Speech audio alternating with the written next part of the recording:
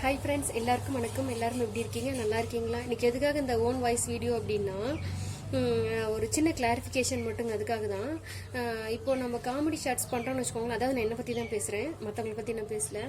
Comedy shorts பண்ணும்போது ஆண்கள் பற்றின ஒரு 2 வரி அதிகமாக கொஞ்சம் நம்ம உயர்வாக பேசணும் அப்படின்னா அந்த ஷார்ட்ஸ் வந்து நல்லா மூவ் ஆகுது. அது கமெண்ட்ஸும் பார்த்தீங்கன்னா பாசிட்டிவாக கொடுப்பாங்க.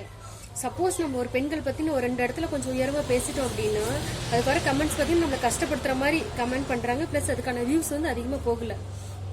எனக்கு அதுக்கான அர்த்தமே புரியலை.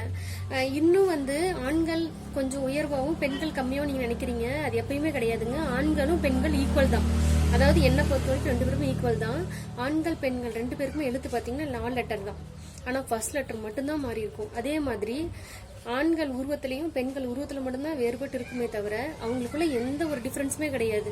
2 பேருமே ஈக்குவல் தான். அது ஃபர்ஸ்ட் நம்ம புரிஞ்சுக்கணும், மனதளவில் நம்ம அதை ஏற்றுக்கணும். அது இன்னும் சில பேர் ஏற்றுக்க மாட்டேங்கிறீங்க. பட் கொஞ்சம் உங்களை மாற்றிக்க ட்ரை பண்ணுங்க. ஏன்னா ஒரு ஃபேமிலியில் ஒரு ஹஸ்பண்ட் அண்ட் ஒய்ஃப் இருந்தால் மட்டும்தான் அந்த ஃபேமிலி வந்து கம்ப்ளீட்டாகவும் ஒரு நல்ல முறையாக பசங்களை வளர்க்க முடியும். ஈக்குவலாக இருந்தால் மட்டுமே. இல்லை ஆண்கள் தான் உயர்வு, பெண்கள் வந்து நான் சொல்கிறத நீ கேட்கணும் அப்படிங்கும்போது ஒரு ஃபேமிலியில் ஒரு குழந்தைங்களை வளர்க்குறதுல இருந்து ஒரு விஷயத்த நம்ம முடிவு பண்ணி செய்கிற வரைக்கும் நிறைய ஸ்ட்ரகிள்ஸ் இருக்கும். ஸோ இதெல்லாம் அவாய்ட் பண்ணுறதுக்கு 2 பேருமே ஈக்குவல் அப்படின்ற ஒரு மனப்பக்குவம் நமக்கு வந்தால் மட்டுமே எல்லா விஷயத்தையும் நம்மளால சாதிக்க முடியும். ஒரு ஃபேமிலியிலே ஆகட்டும், ஃபேமிலி விட்டு வெளியில் ஆகட்டும். இனி வந்து எந்த ஒரு டிஃப்ரென்ஸ் இல்லாமல் இருக்கும்னு நான் நினைக்கிறேன். எல்லா வீடியோஸ் ஒன்று தாங்க. நான் வந்து சும்மா காமெடிக்காக தான் பண்ணுறோம். அதை பார்க்குறவங்க ரசிக்கிறாங்க. அந்த ஒரு 30 செகண்ட் வீடியோ ஆகட்டும், 15 செகண்ட்ஸ் வீடியோ ஆகட்டும், அதை வந்து அவங்க பார்த்து சிரிக்கிறாங்க பார்த்தீங்களா? அப்போ நமக்கு ஒரு சந்தோஷம்.